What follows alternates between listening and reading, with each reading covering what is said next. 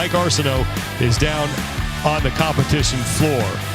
Event number 6 couldn't be simpler. Chase, we're going up and over. Man, we have a nice little chipper style of getting to that lunge at the end, but you got to get to the muscle-ups and the log. We have another new implement here on the floor. We've seen it back at the ranch, but this one's a little bit higher and a little bit different. And those GHD sit-ups, you see those tarps over them, they keep the heat up. But what we're looking at here, when I see these movements, and I've heard this from a lot of coaches looking at this, is the hips are going to take a hit because what we've already done today, 3.5 miles of running, Husafell carries, pig flips, and then at the end with that front rack lunge, it's going to come down to who wants it more. And those are your keys to success presented by Bear Complex. Let's send it down to Mike Arsenault on the field. Well, the jump over portion of this event is all about showcasing agility and athleticism, and that will start with the log here, 50 inches off the ground. All the athletes will be able to navigate the 25 reps up and over. The separator will be the athletes that are more athletic and more agile will be able to do this portion of the event that much quicker, and that will also set them up well for the box jumps and the jump over the pigs here at event number 6. 2 heats of 20 men here in event number 6. Brent Fikowski's a man that needs to start making a move here to get himself up the overall standings. And then lanes 11 through 19 have a handful of rookies, Dallin Pepper, Enrico Zanoni, and Tudor Magda. But Guy Majeros, not where we expected him to be at this point in the competition. Not at all. This is a guy who had, his name was in the conversation of maybe podium or at minimum top 5. But when you look at this event specifically, this is very similar to what we saw in the quarterfinals. In quarterfinals event number 2, that was 3 rounds of muscle-ups, pistols, and GHD sit-ups of 30, 30, and 10. A few more muscle-ups, same GHDs, but the middle portion is changed with these different jumping implements, whether it's over the log, onto a box, or clearing the pig. And he actually tied for first overall with the men's field that he's competing against. So this could be a big bounce-back event for him. Guy Majeros, as Chase said, coming off a career best finish at the CrossFit Games last year, 7th overall. There's Arthur Semenov. Dallin Pepper, one of the promising young rookies. And there's Baden Brown. And the question is, how have these athletes recovered since the Capitol run? Because you had the pig flips, that is hands, biceps, hips. You had the run, which is a lot of posterior hamstring work, as Hinshaw was talking about previously. But then the jerry can carry and the Husafell back carry, where did everybody fail? It wasn't that it was too heavy, it's that they couldn't hold on to it anymore. So how have these athletes recovered since then? Guillaume Briand out of France. And Brent Fikowski, who comes in 25th place overall. He was able to move up 5 spots after taking 15th in the Capitol. With the field, if you look at quarterfinal 2 as any type of predictor, Fikowski was in the bottom 10 of the field based off that quarterfinals event. Event 6, heat number 1 is underway, and we start with the 12 muscle-ups. Talking to Adrian Bosman about this rep scheme, they've tinkered with that quite a bit, in the range being around 10 to 15. Landed on 12 because 12 is, he specifically quoted, that number that is going to dare the athletes to go unbroken. In their training, no problem. A lot of these athletes are 20-plus unbroken ring muscle-ups. Sets of unbroken 12 is nothing new. However, after everything they've gone through up until this point, knowing what's coming, and the fact that, look, we say this every time we see it on the Zeus rig, the ring strap length has a massive impact on your ability to do these muscle-ups. Just about every athlete finishes those up at the same time. It's just up and over that log 25 times, however you can do it.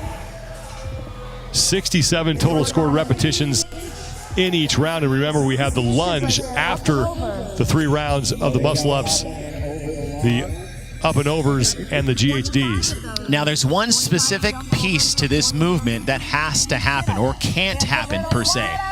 The athletes cannot lay their torso on top of the log, so you can't just lay an arm around and swing a leg over. So you have to actively clear. And look at the movement pattern. Look at Guy. He's doing a wonderful job. It's almost a pommel horse style. But look, press out to come over. Press out to come over. Where is that going to come into play after 25 of these? The lockout of the ring muscle up. Guy Majeros right now through 33 of his 67 reps here in round number 1. At the 37 mark, he will move on to the GHDs. Guy Majeros in the early lead here. On to the GHDs. Guillaume Briand, Tudor Magda, Brent Fikowski, Augustin Riquelme, and Alex Vigneault all done with their up and overs as well. Magda at the bottom of your screen. Vigneault is in the middle. Now, being a 3-round event, with the volume at which we have for the muscle-ups, the speed that the log takes, the box jumpers, and the clears of the pig, the GHD sit-ups is, there's elements of rest in here that athletes can take their time. A lot of times you'll see this race mentality. I have to get out fast. I have to be quick between my transitions. And there's enough time built in there just by the nature of the movements and how fast they could be done that you can just afford to sit in cruise control at a certain extent. But it's really, I think it's going to come down to the rig. I talked to a lot of coaches about their athletes before the event started, and they all had a plan for round 1. And to an athlete and a coach, they said, we'll play it by ear after that round, because they're not sure. It's like, okay, how do the jumps affect my hip extension? How did the GHD affect my ability to turn over at the top of the muscle-ups? And we'll find out that in round number 2. Augustin Riquelme is the first man done with round number 1 through 67 of the 205 scored repetitions in this event. And Tudor Magda working his way back to the rings as well. Another 12 muscle-ups. Then it is on to the 42-inch box. They can use their feet to land on it, but that's the only part of their bodies that can touch it as they work their way over that piece of equipment. And Augustin Riquelme, relative to the field, looking at quarterfinal 2 as a bit of a guide on who will do well. Second in the field to this. And one of his strengths really is high volume gymnastics. So as far as a skill set, this is a very decent event for Riquelme. Riquelme with a couple rep lead over Majeros, Magda, Zanoni, and Vigneault right now. Riquelme making his 3rd career appearance at the games. Last year was his best career finish. He was 32nd. There's Guy Majeros.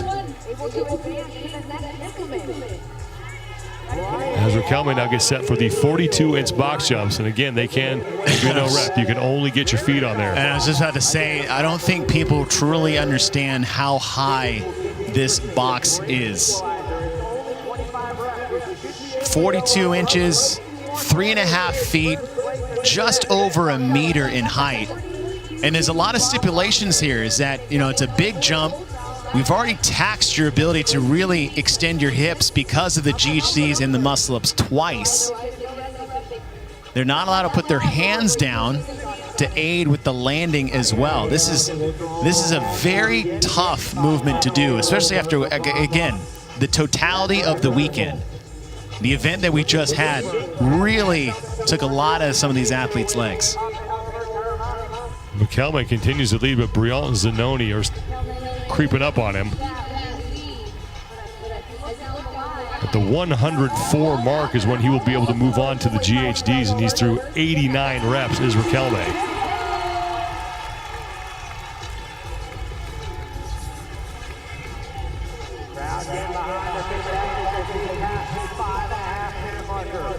Remember,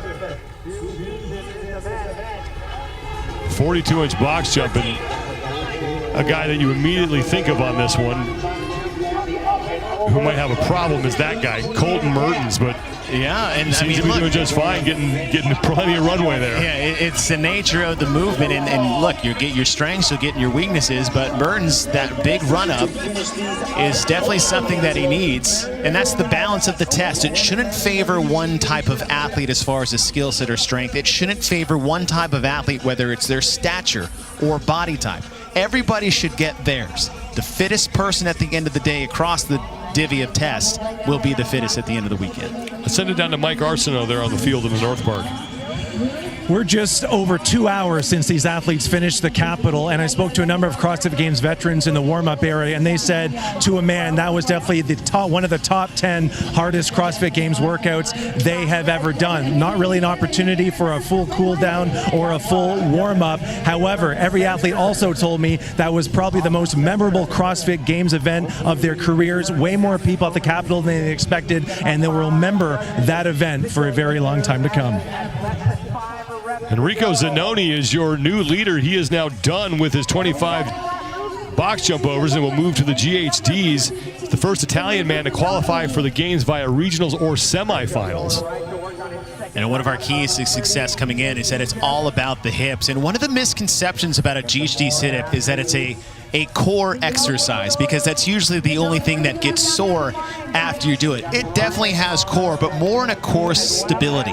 What's bringing you up is not the abdominals. It's not the interior part of your core. The abdominals' job in this movement is to make sure nothing gets out of place as far as flexion and extension. But watch his legs.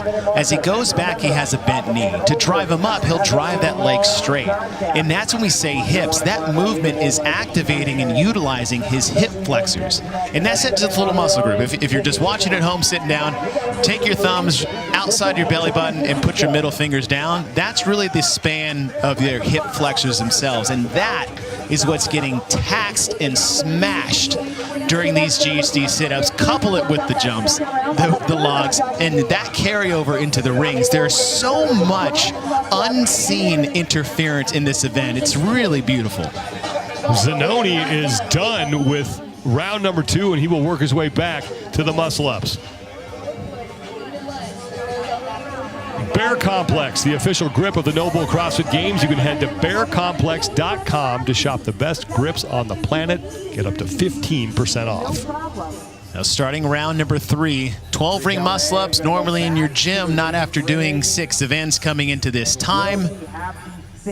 Ring straps about the height at which you prefer. What we look at is the turnover, and that receiving position for Zanoni is really high. Look how high he receives that in the dip position. Most athletes will land a bit lower. We saw Sam Briggs do this so well. And what that does is it saves the lockout just a bit that may be able to sustain you deeper into big sets as opposed to a full depth dip. But at the same time, more effort is needed to catch that high.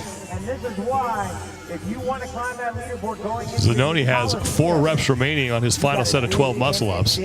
Alex Vigno and Dallin Pepper are back on the rings as well. See Vigno on just to the left. Again, that deep receiving position for the dips, what you normally see. Dallin Pepper on the left needs to be careful because that lockout out to the side and that push back, that's a lockout that we're trying to steer away from. And he just got a no rep. So good for the judge keeping an eye on that. But you got to really be careful. And that's something you see a lot of athletes default to when they're really struggling to finish out those reps. Zanoni is now onto the box jump overs. You have to clear that pig. It's 2 feet wide, 20 inches high with every jump. So he got no reps. He has to land with his back to the pig. Yep, so you have to clear it front facing the entire time. You can't twist in air. You got to land in the same position that you take off from. Now this is probably the quickest, I don't want to say easiest of the 3 implements so far in the middle portion of these rounds. This is actually where you can gain a little speed on somebody. But those box jumps themselves, that's probably the toughest part of the entirety of this event. Until we get to the front rack lunge, and that will be the leader in the clubhouse as far as most difficult portion of this. 2 Europeans lead here. Enrico Zanoni is through 162 of the 205 total scored reps. Guillaume Briand is right behind him. He's about 7 reps back. Augustin Riquelme sits in third, followed by Alex Vigno and Brent Fikowski in 5th place in this first of 2 heats for the men here in event number 6. The second of 3 events they will face here on Friday in Madison. Now, I talked about the interference of the movements between themselves, how the jump affects the hip extension that you need to have an effective and quick GHD sit-up, how that affects the turnover in the ring muscle-up. We have still yet to mention the compounding effect of all three of these going into the front rack lunge at the end. The amount of core stability these athletes are going to need, the amount of front rack stamina and strength they're going to need with an axle bar nonetheless, is something we actually haven't touched on. I talked to Dan Bailey earlier, who actually tested this event, and he had a plan. He's like, okay, they got lines on the field. He's like, all right, I'll walk to the first line. He got about 4 steps in before that bar came down. So he said these athletes may have a rude awakening once that bar gets in the rack position. Guillaume Briand, far side of the field, is in second place. Enrico Zanoni is in first. No shirt with the green shorts. And now Alex Vigno is on to his final set of 30 GHDs.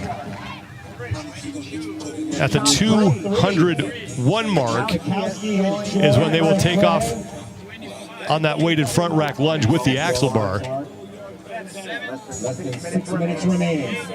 It's the same weight we had last year at the finale, where we had 3 different walking lunges to the finish line. But with the axle bar,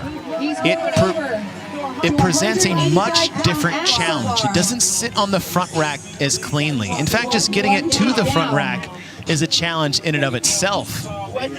Bar's not spinning. You have to have a pretty big pull and turnover just to get it into position. Here goes Zanoni on his 185-pound front rack lunge. He'll get a rep for every line he passes.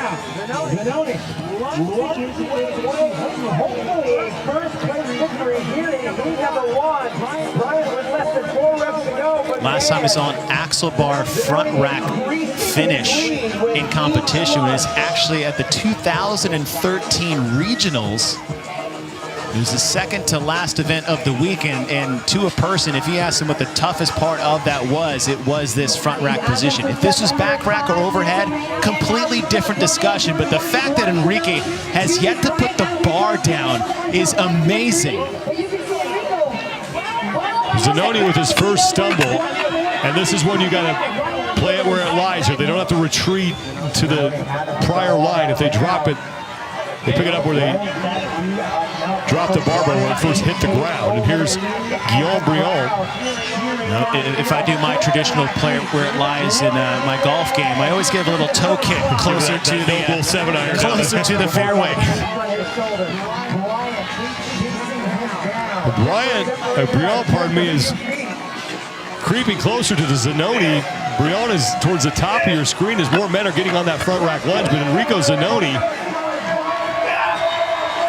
is about a lunge away, and he is in, and Enrico Zanoni is across the finish line, and he will take heat number 1 with a time of 14 minutes, 18.12 seconds. Guillaume Briand looking to be the next man to finish.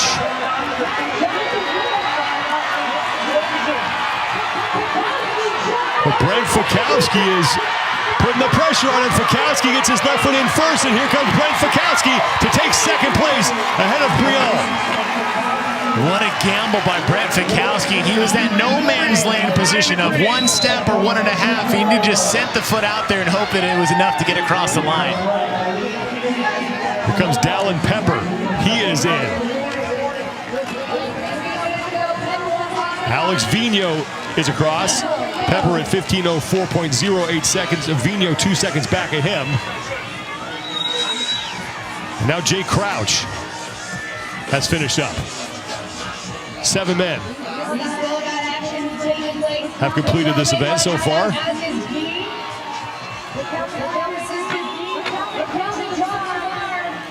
Guy Majeros and Agustin Riquelme squaring off here, and Majeros is going to win that race. He smartly finds that giant fan.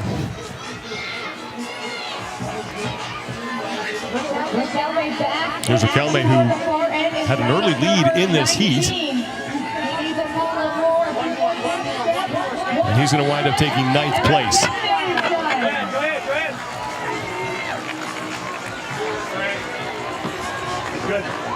15:58.08 seconds for Riquelme. But there's Enrico Zanoni, who right now has the top time, 14 minutes, 18.12 seconds.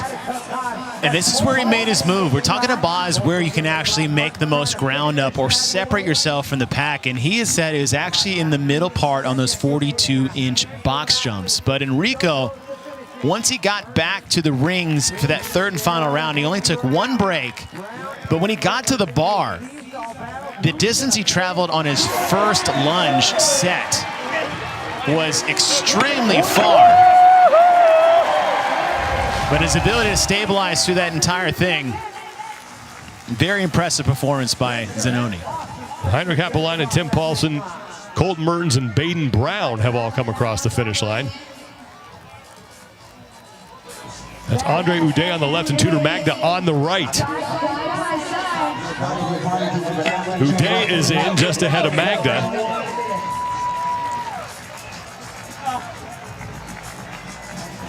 Less than a minute to go before we hit the time cap. There's Georges Karavis.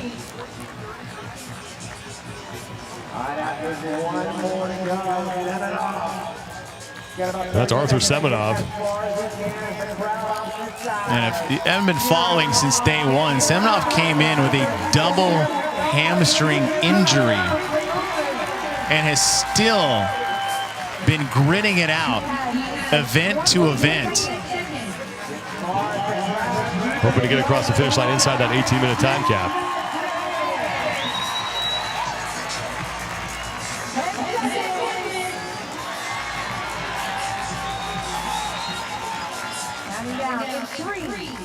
And does not look like he is going to make it. 18 of the 19 men in that opening heat finished the event. Enrico Zanoni has the top time, 14 minutes, 18.12 seconds. Brent Fikowski edges out Guillaume Briand at the finish line as 4 of the top 5 are all